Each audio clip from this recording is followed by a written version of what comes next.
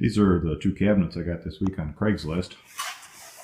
This one here turned out to be slightly more interesting between the two. I got these from a guy that was helping a friend liquidate her estate, and he said that the original owner had kept his rocket collection in these cabinets.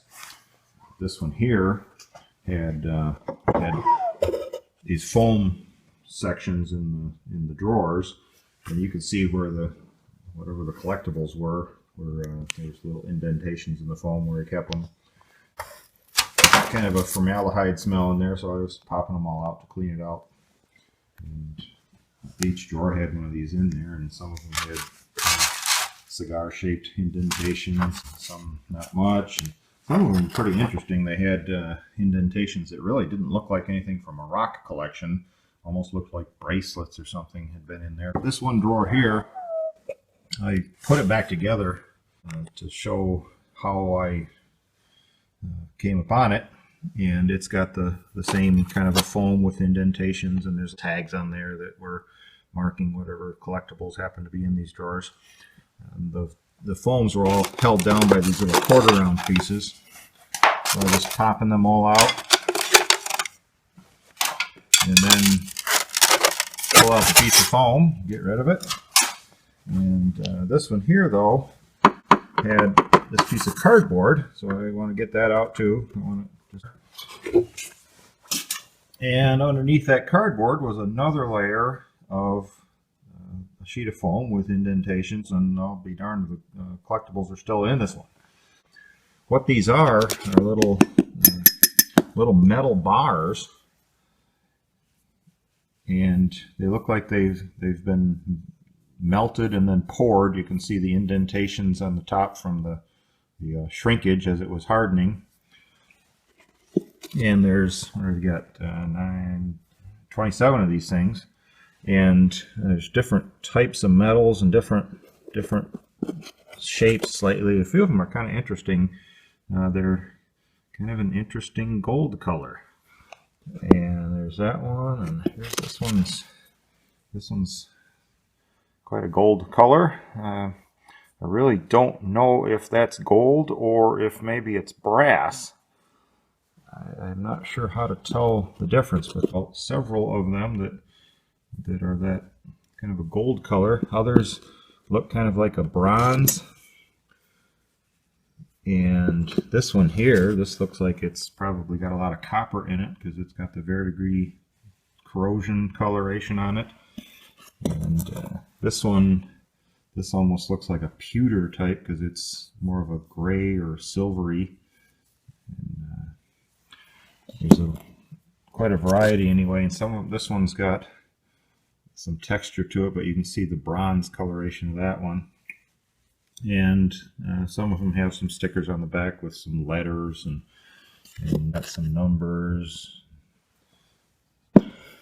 I have no idea what these things were, so I started doing some research on Google, and I noticed that some of them, the way that they solidified, kind of sunk in the center portion, but it left the ends high. And that one, it actually looks kind of like a canoe.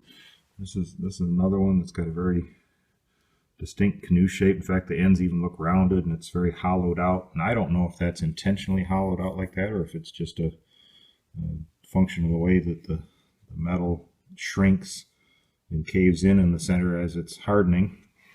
But anyway, based on several of them that kind of have this canoe shape, I tried again on Google, and I Googled canoe-shaped bronze ingot. And that time I got a hit that brought up some pictures that look very much like these. And it told a little bit about it and what these are. It said that current collectors refer to them as boat money. And they came originally from an area in the northern part of Thailand and Laos. And they also mentioned Siam, and I don't know if that's an old name for that same territory or if that was another place that used these, but they used them as currency.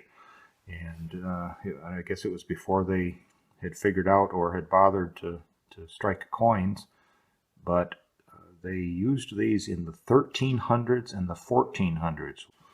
And what's particularly interesting is some of these gold colored ones. I really don't know what this is. I'm kind of thinking that it's brass, but it's kind of heavy compared to some of the other ones.